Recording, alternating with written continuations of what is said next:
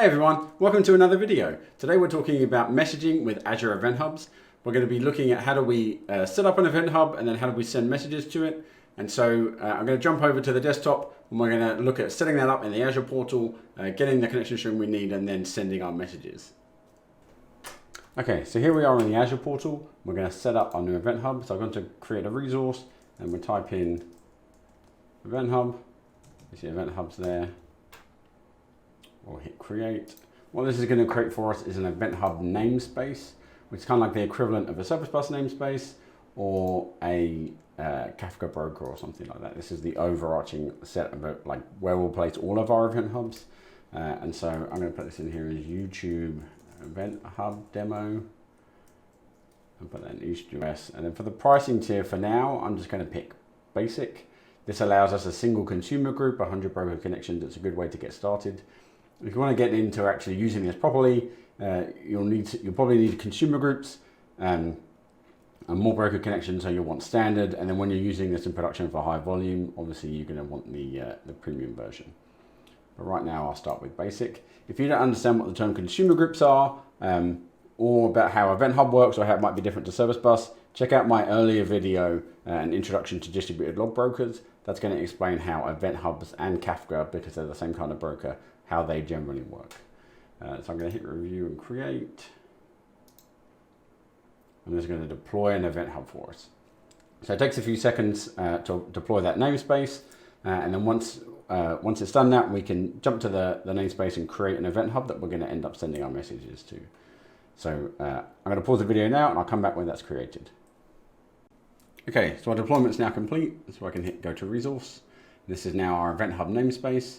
And so down here on the entity side, I can come down to event hubs and I can make a new event hub and we'll call this demo event hub. So this is effectively the same as a topic on Azure Service Bus or a queue on Azure Service Bus. We have to set the partition count. Again, if you don't know what partitions are, check out my distributed log introduction video. That'll explain them. The minimum number of partitions on an event hub in Azure is 2. So we'll leave that at just 2. And then we'll hit create. It's pretty quick to create an actual event hub. And so that's set up. And so now what we're going to need is an ability to connect to this. I'm going to go in at the event hub level to make a shared access key. So on the event hub, sorry, click on it there. We go to a shared access policy and make one. And so here I'm going to have a send and receive. And I can say that's going to be send and listen and create that. And so that shared access policy is on the event hub. So it's going to let me send and receive to this specific event hub, not to all the event hubs on the namespace. You can do it for the namespace as well. I'll jump back to the namespace under shared access policies here.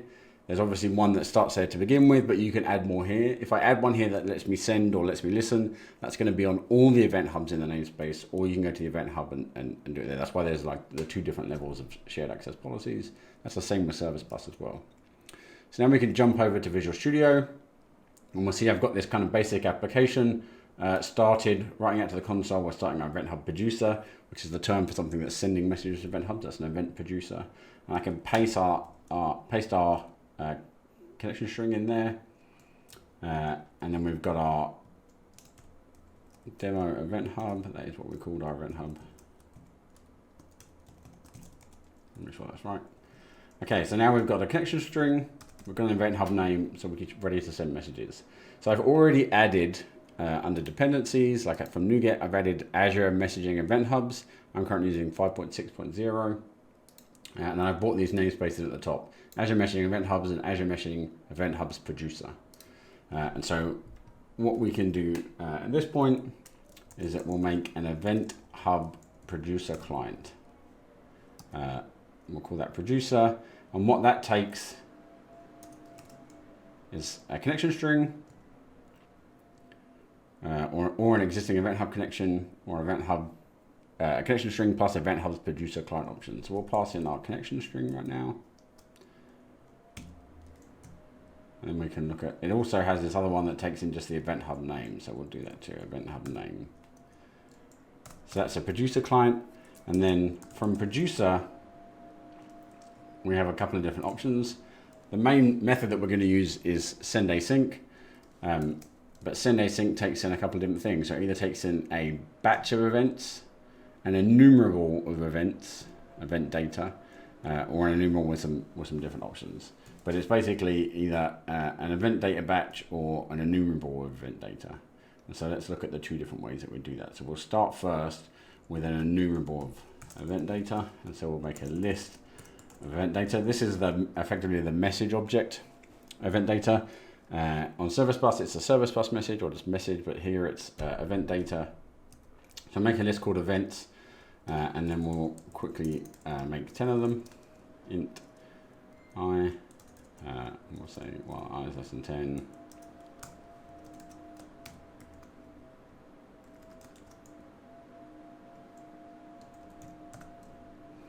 And then we can say events.add new event data. And that takes in binary data for the body, read-only memory a byte for their body, or a string for the body. So we'll use a string for now. This is event, and then we'll put I in there. Into one more bracket. Cool, so that gives us a list of now 10 events, and then now I can pass my events into here and await that method. And I can say console.writeLine sent the events. And that's it. That's as simple as it gets. Really, we want to send some events. I can send a pretty large number of events in here in a batch. I don't remember the exact number, and it's kind of flexible. It changes, but that's it for sending events the basic way. So we'll run that, and that should run and send our events to our Event Hub. There we go. That didn't even take long. And so if we jump back now to our Event Hub, we'll jump to the Event Hub itself, not just the namespace. We'll see on here that we had a bunch of successful requests, and we will see there's a little bit of lag with Event Hubs. It's not as rapid in response as Service Bus to see the number of events on the portal, but you'll see in a minute that this jumps up and shows that we have 10 messages sitting on our Event Hub. I wonder if I can hit refresh here and get that data. It does normally take a few seconds or a minute, something like that, for it to start to show up. So I'm not surprised it doesn't show up now. We'll end our program. We'll jump back to Visual Studio. And what I'll quickly do here is I'm going to extract this as a method, send an enumerable of events. Right, that's what that method does for us. What we can also do, I'm going to copy the same, actually I'll copy this whole method and we'll change it to do batch. It's relatively simple, but it's a little different. So rather than making an enumerable of events, we say producer.create batch async. That gives us back a batch. And then in here, we do batch. And instead of just add, it's try add, because same with Service Bus, the batch, our maximum batch size may be exceeded by adding a message. And so this tries to add an event, but it can throw an exception if it doesn't. And then on send async, we send the batch instead. And so that's kind of generally the same, right? We have, let me rename this. This is the one that says batch. So let's send a batch. Should we send a batch of events? And this one should be send an enumerable without the D. And then I'll copy paste that there. So if we run this, they'll both send 10 events. They'll send them different ways, but we'll end up with 30 events now on our Event Hubs. 10 from the first run and 20 from this one. So again, still didn't take very long to send those events. Event Hubs is supposed to be pretty high throughput, so it's good that it's quick. Still not showing the messages coming through here. As I said, it does take more time than Service Bus for stuff to show up in the portal.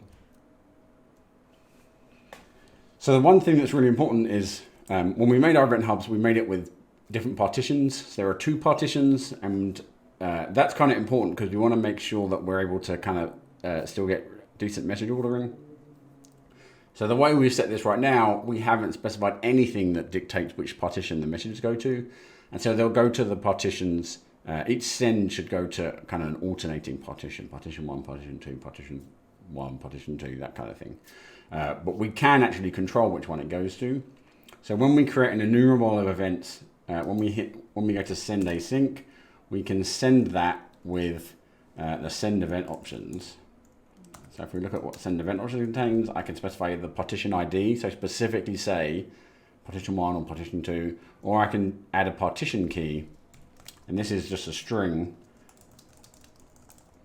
And what happens is that string gets hashed, and then that hash value is used to allocate it to a partition. And so if you're sending messages about an order, sending messages about a customer, you might set the partition key to be the order ID or the customer ID. It doesn't have to directly map to a partition number, but it will be hashed and then matched to a partition, which means if you keep sending messages with the order ID in it, they'll go to the same partition every time, and so they'll stay in order for that order ID. The challenge here is this is for the whole send, so you can only do, like in that list, they must all be for the same order ID or all for the same customer ID in order for that to kind of work the way you want it to. Same thing with a batch, although instead of when you send it, you specify the partition when you create the batch. So there's create batch options here, and that's what contains the partition key and the partition ID, and then you can also set the maximum size in bytes for that batch, and that will get validated by the triad.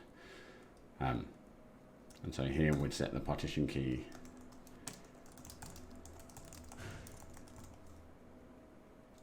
And just because these are different, that doesn't mean these two sends are going to end up on different partitions, because they might hash to a value that both match to a single, to the same partition on the event hubs.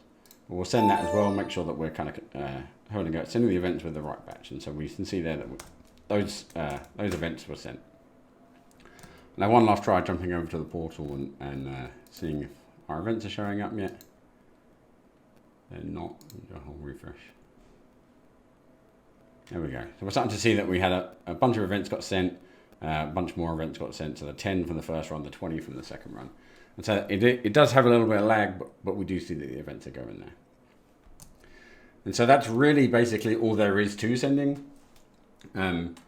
Whichever way you do it, you have to get a namespace connection string with a SAS token that lets you send, have the event hub name, and then you create an event hub producer client, and you either make a batch or you make an enumerable of events, create whatever events you want, and then send those to the event hub using the producer send async. And that's effectively it. That's how you publish events to event hubs. So hopefully you found this video useful. If you did, please hit like, subscribe to my channel, and turn on post notifications if you want to know when I post more videos about building event-driven systems and messaging and distributed systems and stuff like that. Thanks for tuning in, and I'll see you next time. Bye.